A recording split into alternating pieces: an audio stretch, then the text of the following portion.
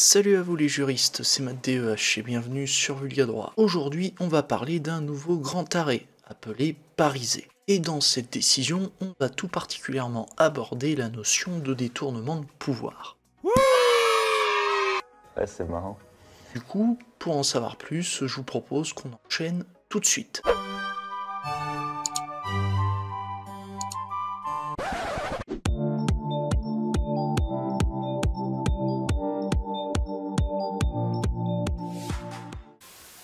Alors, pour le contexte de l'affaire, on est en 1872. Il y a une loi qui établit le monopole de la fabrication des allumettes chimiques et elle prévoit l'expropriation des fabriques existantes. En revanche, aucune indemnité n'a été versée aux industriels dont les autorisations n'avaient pas été renouvelées au moment de l'entrée en vigueur de la loi. De leur côté, les préfets avaient reçu plusieurs consignes à ce sujet. Déjà, prendre des arrêtés établissant l'existence légale des usines, en gros, commencer par repérer les usines dont l'autorisation n'a pas été renouvelée, et enfin, demander la fermeture de ces usines auprès du juge. Et face à ces fermetures, un industriel a résisté. Oh, comme c'est bizarre. Oh alors. On peut dire ça comme ça. Et cette personne, c'est Monsieur Parisé. Ce brave homme a attaqué devant le Conseil d'État l'arrêté préfectoral déclarant que sa fabrique avait cessé d'avoir une existence légale. Ouais, le gars est vraiment prêt à tout pour sauver son usine. Et il se trouve qu'il a une chance de faire annuler l'arrêté du préfet. Ah ça c'est super. Ah mais c'était sûr en fait. C'était sûr. Et si vous vous demandez pourquoi, c'est parce que le préfet a usé de ses pouvoirs de police, conférés par la loi sur les établissements dangereux, incommodes et insalubres, mais pour des raisons qui ne sont pas liées aux finalités premières de la loi, à savoir assurer la sécurité publique. Plus concrètement, le préfet a pris cet arrêté avant tout pour exécuter les instructions du ministre des Finances et avant tout dans l'intérêt d'un service financier de l'État. Et c'est pour cette raison que le Conseil d'État a décidé d'annuler cet arrêté et que M. Parisé a gagné son procès et sauvé son usine. Bravo, bravo. Et là vous l'aurez compris, c'est à partir de ce raisonnement que le Conseil d'État a développé une arme capable de dézinguer des décisions illégales de l'administration, et cette arme, ce n'est autre que le détournement de pouvoir. C'est-à-dire l'exercice d'un pouvoir par l'administration dans un but autre que celui en vue duquel il a été conféré par la loi. Et si vous avez suivi, vous comprenez maintenant pourquoi cette décision du Conseil d'État est intéressante. C'est parce qu'elle met en lumière un moyen pour obtenir l'annulation des décisions de l'administration lorsqu'elles sont illégales. Après, que ce soit pour supprimer une mesure d'interdiction ou une réglementation, par exemple. Et en plus, quand on lit le commentaire de la décision du Conseil d'État, il existerait apparemment d'autres catégories de détournement de pouvoir. Voilà. Non, je ne déconne pas. Vous avez aussi le cas, par exemple, où l'administration prend un acte étranger à tout intérêt public. Et là, on va pas se le cacher, là on est vraiment dans du très sale. Ah, on est dans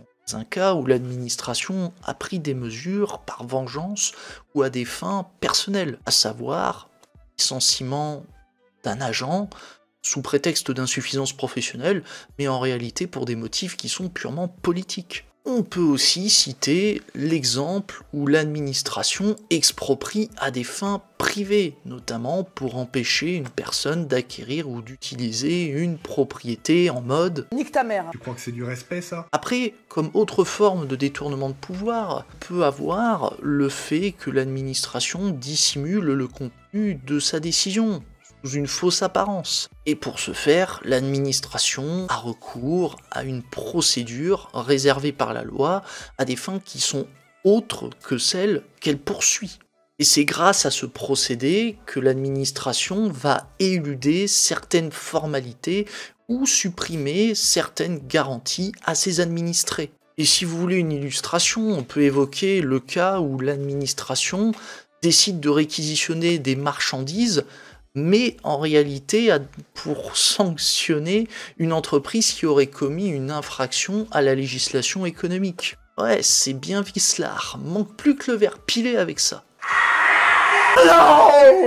Et vous savez ce qui est le plus triste dans tout ça? Très probablement. C'est que le détournement de pouvoir est difficile à prouver.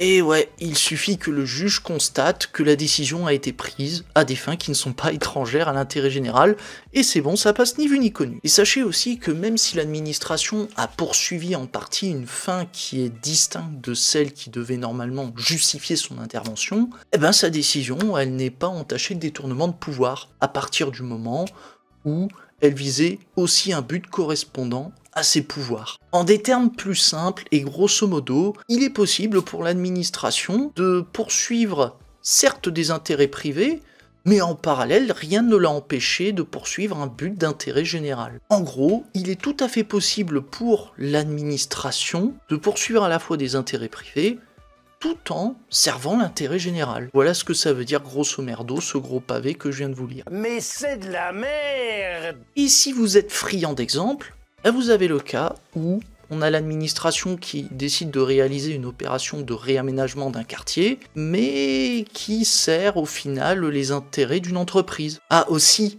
parfois, le juge ne se fait même plus chier à obtenir l'annulation d'une décision de l'administration en cherchant à caractériser le détournement de pouvoir. Il s'emmerde plus. Parfois, il se contente de prononcer l'annulation de la décision de l'administration en caractérisant simplement une violation de la loi. Ça dépasse tout ce que j'ai pu imaginer. Bon, je sais, ça peut choquer, mais c'est une manière pour le juge, de ménager la chèvre et le chou. Car certes, vous me direz, la décision de l'administration est annulée dans tous les cas, mais sachez que la violation de la loi, c'est toujours moins dur à supporter pour l'administration que le détournement de pouvoir. C'est quoi ça? D'où ça sort? Oui, je comprends votre étonnement. Et c'est comme ça. C'est une manière pour le juge d'être en quelque sorte plus sympa, être moins sévère à l'égard de l'administration dans la sanction.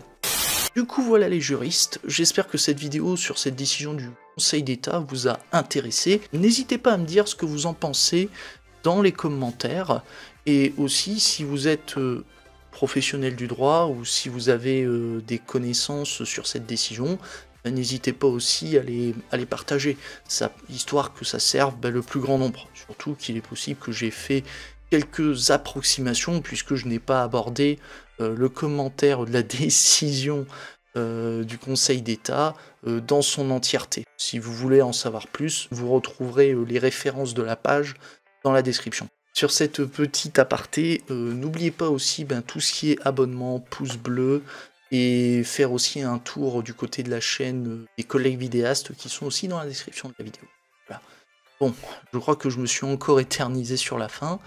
Du coup, c'était Matt Devache sur Vulga Droit. Allez, à plus les juristes.